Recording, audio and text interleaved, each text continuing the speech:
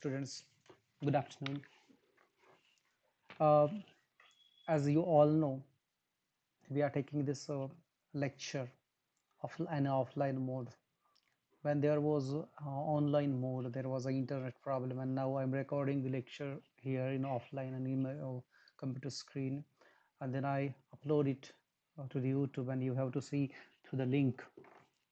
I know it is the little bit difficult task for you um, because you cannot communicate at that time with me. Um, Friends, this is the fourth lecture in our lecture series, and today this topic will be completed. This essay will be completed. I hope you are paying your attention over here, and don't forget to ask any query, any questions related to this topic. You can ask your question in comment box, the YouTube. Otherwise, you can ask in our WhatsApp group also, and or in we have another platform called Google Classroom. You can ask your queries over there too. Now let us go for recap what we have learned in the uh, last three lectures. We will see that this in a very um, concise way, and then after we will turn to our topic. Just a minute.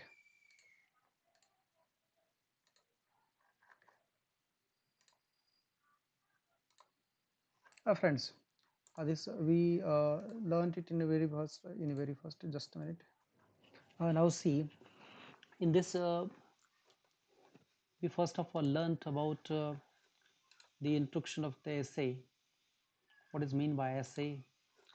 Uh, what are the characteristics of essay? What are the forms of essay? What is the origin of essay? Then we have seen some of the definitions, features. Then we turned to the types, and types over there. We saw the types. Then after these are the types, 7 types overseen. And after looking this, after observing this, after learning about the nature, the characteristics, the definition, all the types, let us turn towards the major writers. As you know, in our syllabus, uh, the essays are given from the Elizabethan to Victorian period. Let's know about them.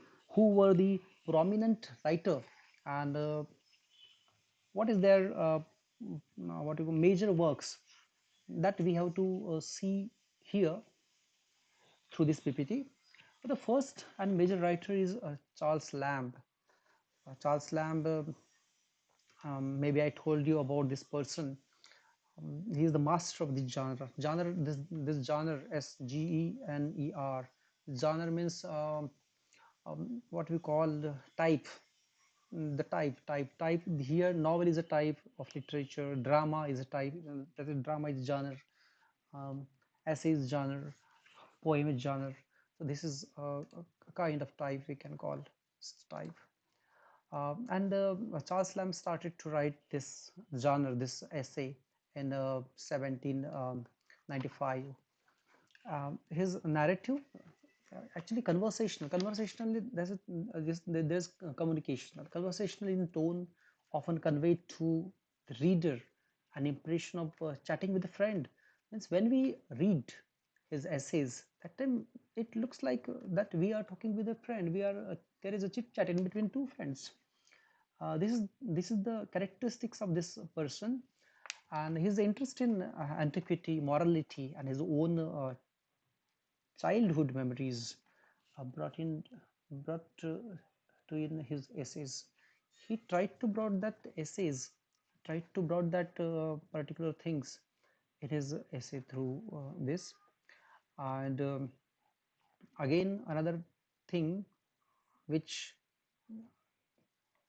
which can be highlighted here, that is the past. He brought out past in his essays. There are some of the works written by him are this one Rosalind Gray. It's written in 1798. Tales from Shakespeare was written in 1807. And these are some of the, just a minute, these are some of the, yes, these were. some of the essays written by him: Rosalind Grey Tales from Shakespeare, Poetry of Children, Adventures of Ulysses. These are some of the essays written by Charles Lamb. So basically, if we see the this person Charles Lamb, who has written in a very experimenting way, both in prose and verse also, um, and mm, again there is another one thing about for him. He wrote a work called Specimen of English, a dramatic poets who lived about the times of Shakespeare. So those poets were there in between that time, Shakespeare's time. He wrote the information about them also that are considered his essays, and that is very great information regarding history of English literature also. So this is about him, Charles Lamb. Now let us turn to towards the next and very prominent writer. The another writer is, let's focus on, yes, William Hazlitt. See, the lifespan of this person is 1778 to 1830. Now, he is actually a multi-talented person, a philosopher, painter, essayist, journalist, and a literary critic.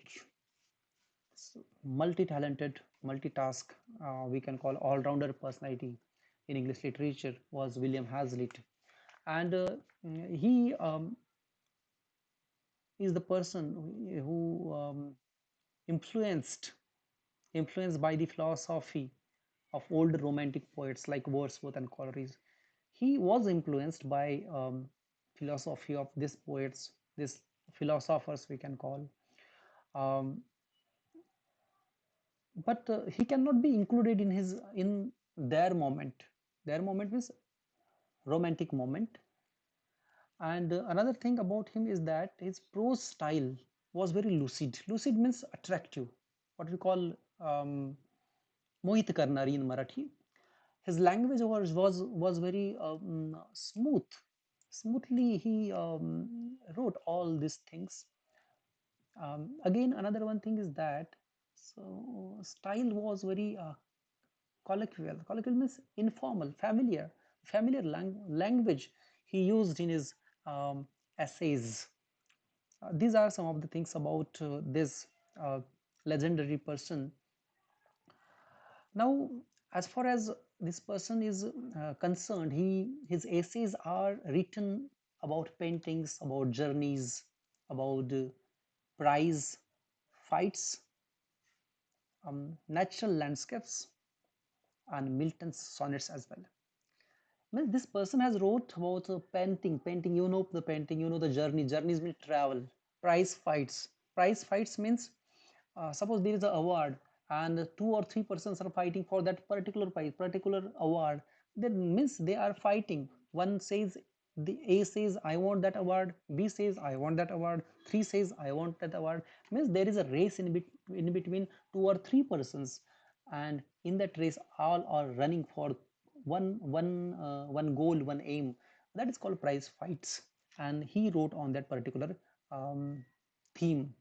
Natural landscape, natural landscape, um, nature, the beauty of nature, greenery, these things on which he wrote his essays. And Milton's sonnet, there was a great poet in English literature whose name was John Milton, whose book called epic, actually epic poem called Paradise Lost is very famous. That is the epic, but there were some of these sonnets written by Milton. So on that sonnets he wrote the essays. As far as his writings are concerned, um, who's this one, my first acquaintance with poets. This is the first one can call the essay written by William Hazlitt, where he praised his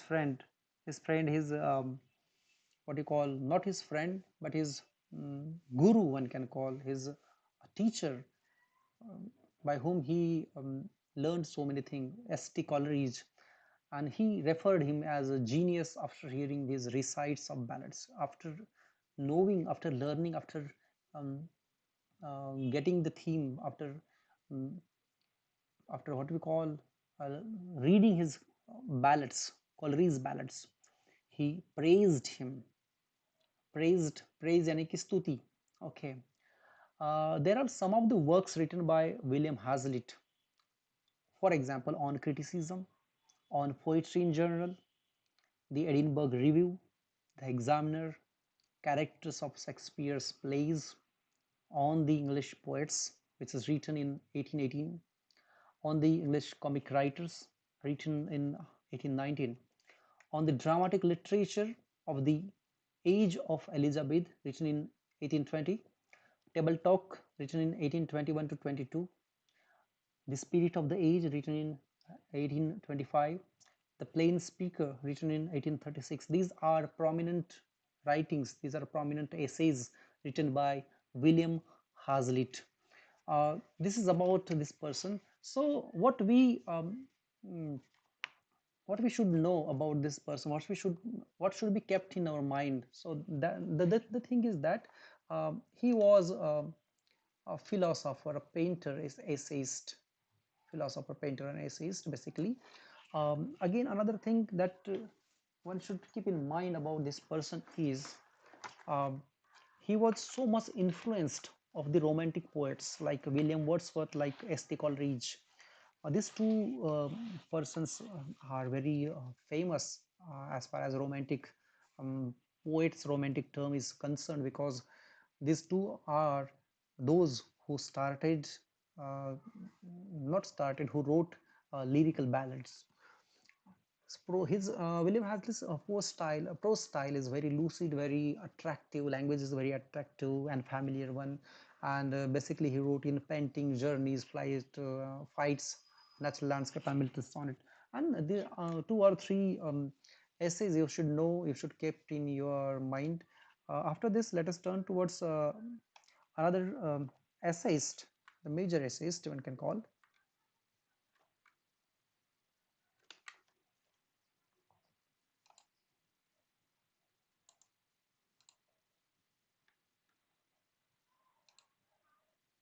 the another person, another writer is Thomas de Quincey. His lifespan is 1785 to 1859. He was very intellectual person. Jaycees published in various what you call periodicals, various newspapers that time, and they shows idealism, adarshwad, descriptive abilities. Descriptive means narrative abilities, that's pathrata. And as far as these essays are concerned, the subjects were so understanding, and he was a philosopher, painter, essayist, journalist, literary critic. So many things are here in this person, in very single person one can call. Just a minute, what happened to this? Okay, we are going towards Thomas. Okay. Um, let's take this pointer. Okay, so he is the person who is philosopher, painter, and so on. Um, this he is also multi, means actually the writers which are taken here in your syllabus are prominent writer, major writer. Now his essays, this Thomas de Quincey is one of them, and his essays shows idealism, adarshavad, as I told you earlier, descriptive abilities. This is adarshvad, descriptive abilities, and this is um, intuitive understanding, subject about his subjects. These are the things about him. As far as just a minute.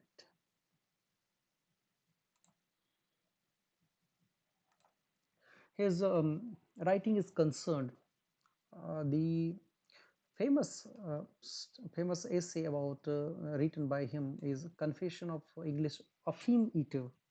Now this is actually the essay which tells the story of his early life, and it recounts the fantastic dreams that were the result of his addiction of affine. Affine, maybe you heard about affine. Affine is a kind of drug. On that particular addiction, on that particular thing, he has written a story in the form of essay. Uh, he wrote his autobiography. So that is maybe he has taken the elements from his life from 34 to 53, and then after, if you see um, another writings by him, that is it is in Latin maybe, um, Suspiria the Profundis, which is written in 1845, and he wrote highly imaginative essays, historical scenes, and poetic and powerful and um, eloquent prose. As far as eloquent is concerned, what you call lucid, which which are very imaginative, which are very what we call in Marathi, in Hindi, जे न देखे रवि ते देखे कवि, means the poet is all aware because of his imagination. So he wrote on this particular things. As far as his another writings are concerned, there are the Four Ages of Poet, written in 1850, Recollection of Childhood, the Abbey House. Sorry, we are talking about this person. Fights of Tartar Tribe is also very famous essay written by him. And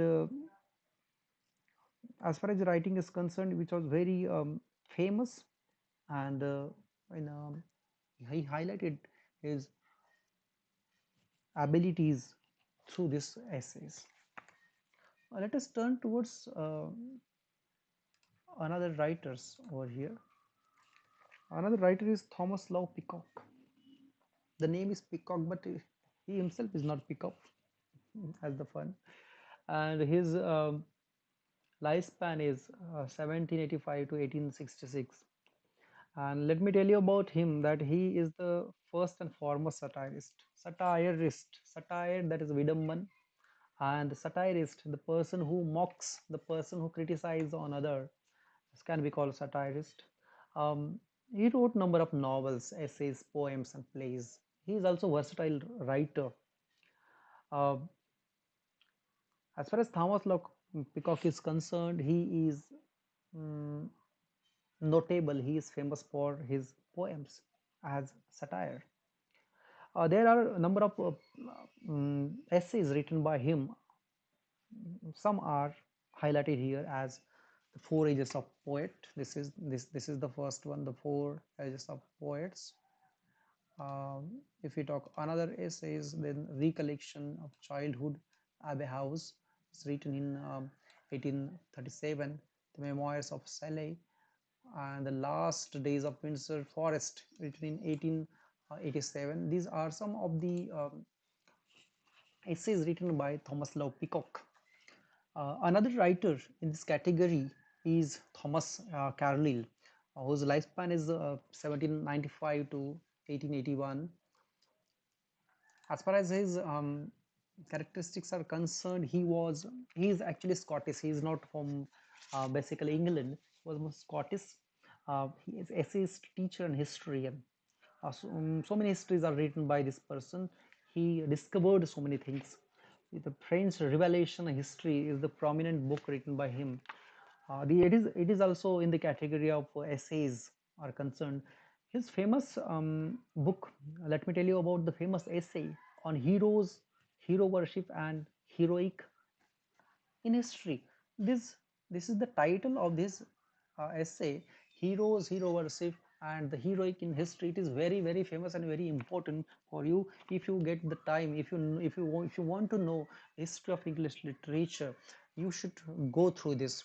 And let me tell you, he compares the heroes of all kinds, including Odin, Cromwell, Napoleon, Dante, Shakespeare, Martin Luther King, Rousseau, and to Prophet Muhammad also, Muhammad Paigambar we can call.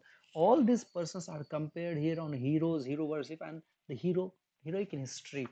Um, so these are multi-talented persons who created his what do you call the essays, right, who wrote their essay in these forms.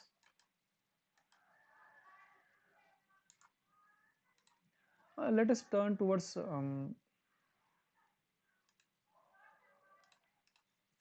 another person.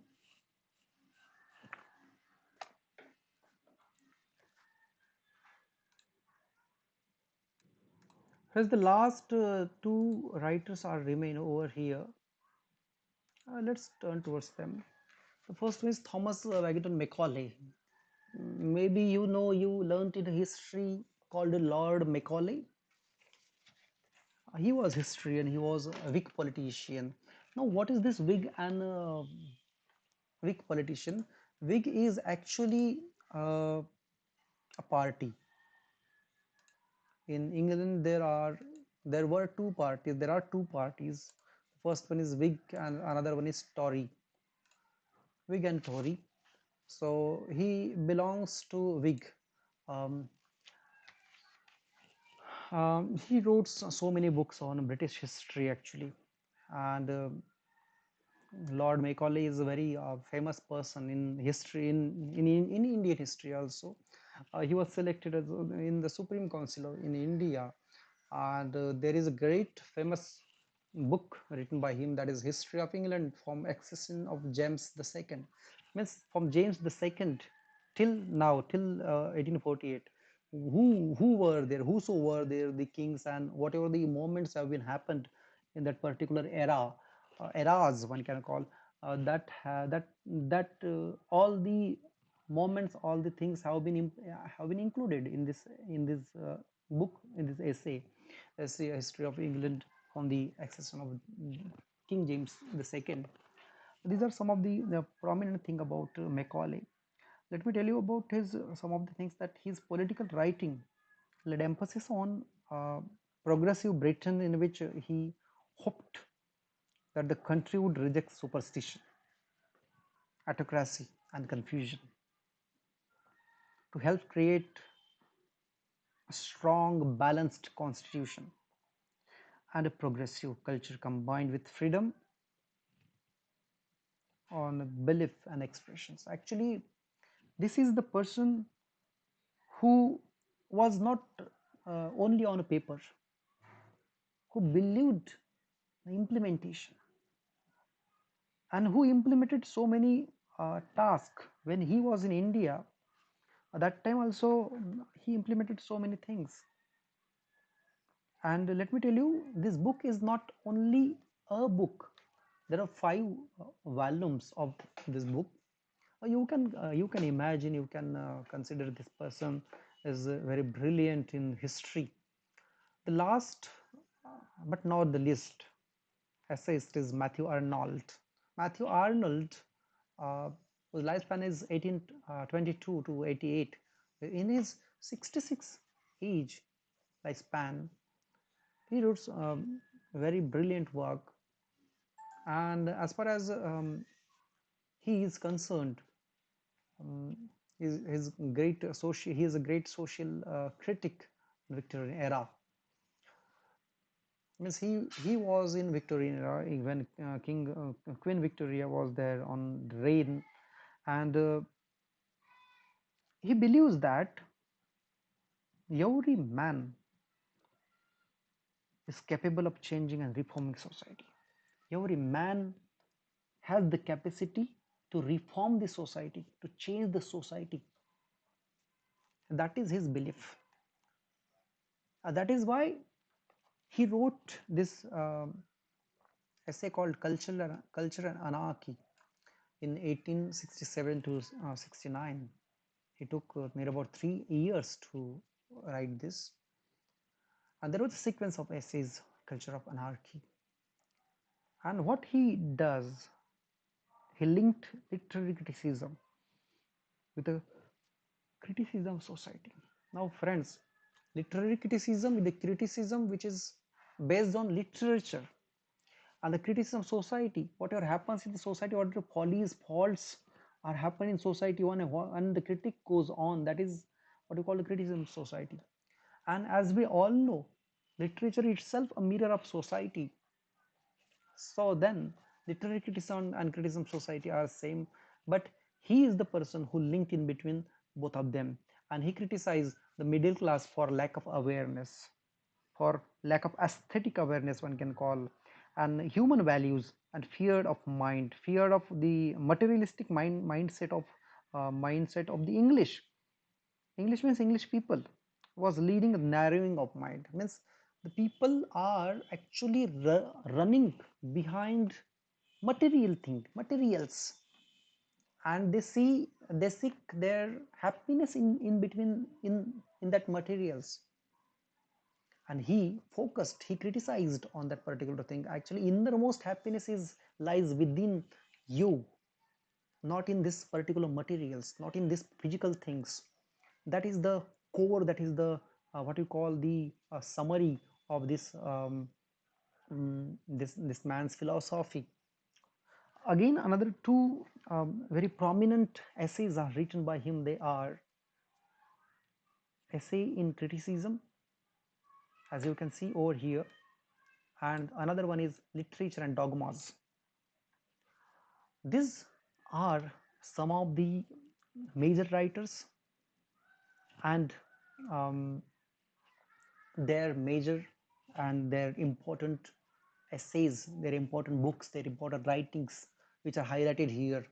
Friends, we are dealing with this topic, and there were four lectures on this topic, this essay.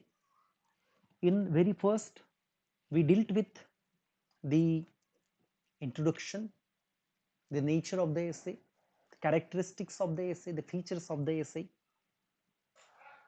definitions of the essay, types of the essays, and now at last, here we learnt major writers and their writings. Now, friends, you have to go through all these four lectures, and after knowing about, after learning about, after uh, getting all these four lectures, and after reading your book, and the information is given in the book from page number 33 to 37, means you have to read only 5 pages. So after reading this 5 pages line by line, whatever the queries, whatever the problems you face, tell me. You can comment over here, or you can comment on your Google Classroom application, or you can come in your WhatsApp group. You're welcome. Don't uh, what you call shy to ask the questions. That comment is not only comment, but that is your query. So I'm waiting for your query. If you ask query, it means that you are learning it, you are getting it. I know this is not the story. This is the um, theoretical part, and theoretical part is little bit boring to understand, boring to concentrate over it. But as a part of our syllabus, as a part of the literature, as we are the learners of literature, we are the students of literature, we should focus on it, and we should be interacted with such topics. So with this, we stop here, and I will try to communicate with you online. If the internet goes good, then we will have online lectures too. But as your timing is the evening time, and in the evening time the net goes slow, so that I have to record this video, I have to send it, because so many not two or three students are there who doesn't have a mobile phone, and they manage all these lectures, by through their uncle's phone or their neighbor's phone. So that is also a difficult task for me to go online because of lack of phone and lack of internet. So with this, we stop here, and I will try to again send you the assignments, the questions in assignment, and I will be waiting for the answers from you. Till we stop here.